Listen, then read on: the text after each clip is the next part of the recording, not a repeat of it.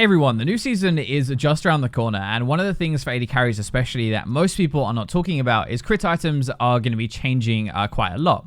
We have our new dragons, we have new items like new lethality items as well, and the dragon system will definitely make the game more bot lane focused, so we'll probably be getting these 4-man ganks a little bit more regularly, which is definitely going to suck. Outside of that though, the reason for this video is our crit items are going to be changing, and our crit system, especially the energized system, is going to be different. We're going to cover the new Stormrazor rework, we're going to cover the new Zeal changes, and then we're going to look at the different Zeal item upgrades, so like the rapid fire, the shiv, and everything like that, and how they're actually going to be put together into builds, what they might look like in Season 10. Before we jump into the video, I just want to say a big thank you to Epic Games for sponsoring this for their new free-to-play game, Battle Breakers. I'm sure a lot of you are like me, and we play stuff on our phones all the time, and I love like hero games, basically like building a team. This is the same, an RPG, hundreds of different heroes, but it plays a bit differently with the maps. I'm playing this on Android personally, but you can play it on iOS, even PC actually as well, but it is also crossplay between all of them, so you can have it on in queue on your PC and then keep playing when you go to the toilet on your phone. You can explore over 1,000 different dungeons, fight major bosses. Each hero as well is going to have different passives, abilities, and attacks you can combine together, so like changing a team around really makes a difference. I've genuinely been playing this for the past few days and really enjoying it. It's just come out, it's just released. There is a link down below to go and download it, and make sure you use my code PHILO as well after you load it up.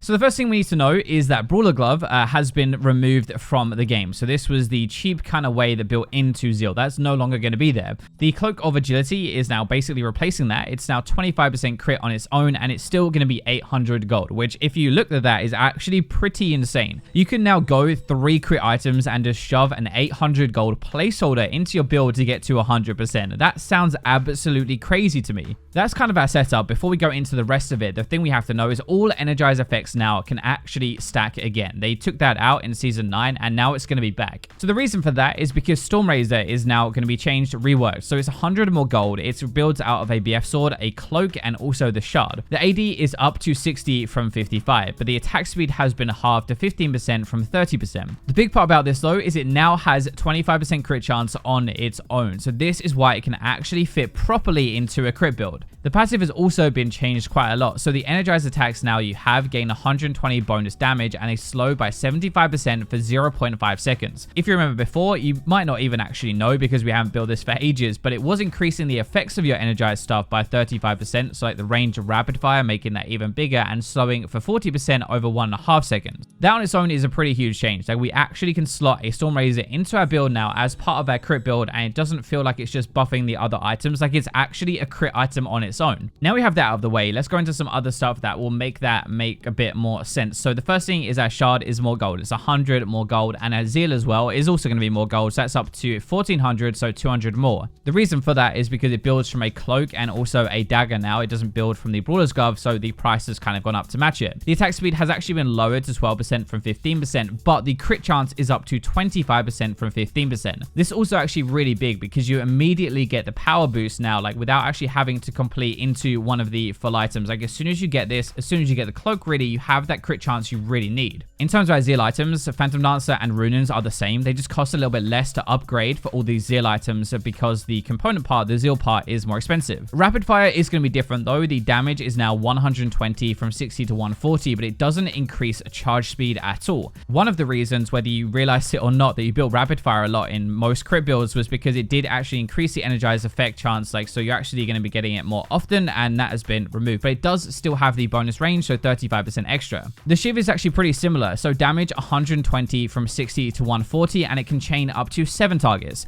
It was actually 5 targets before, and now it doesn't say anything about being able to crit. One of the reasons you would buy shiv, and one of the reasons it was so good, and like in burst builds especially, was because it could crit, so the extra damage could do way more. That is apparently going to be removed. I can't find that on the item anywhere anymore.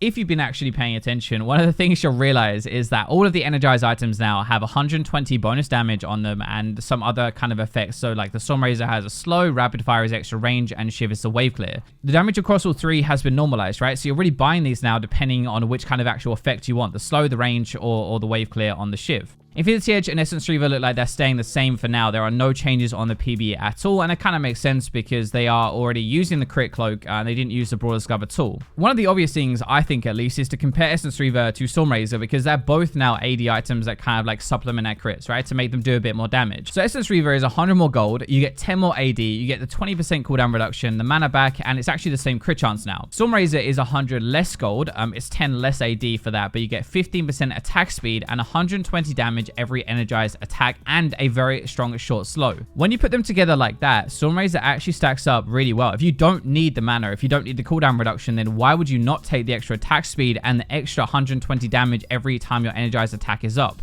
When I was making this video, at least up until this point, I didn't really realize how good, like how possible it is that we're actually going to slot Stormrazor into a lot of our different builds now. Hopefully that kind of shows you, like, it actually can replace Essence Reaver in a lot of our ones we have at the moment. Let's look at builds then quickly. So Infinity Edge is obviously going to be needed, right? Doubt is going to be first anymore because we have the Stormrazor option, but we have to buff up our crits. Energized attacks do not scale, right? As we said. So the earlier you get these together and the earlier you start to stack them, the better it is going to be. You do not want to be getting one of these like Stormrazor as your last item. One of the builds I kind of think will come back is Stormrazor into Shield or Rapid Fire, probably Rapid Fire, and that is 240 damage on your first auto attack and on every recharge. That is so much damage early game for 2 items. Yes, your crits are going to do a bit less damage because you don't have your Infinity Edge, but honestly, 240 damage like at that stage at 2 items, especially if you get fed, is going to be way too much to handle. For our third item, we can then get our Infinity Edge though. It's 75% crit now in this build with the 3 together, 2 AD items and 1 and kind of like a half attack speed item, I guess, from the Stormrazor. It's only a little bit.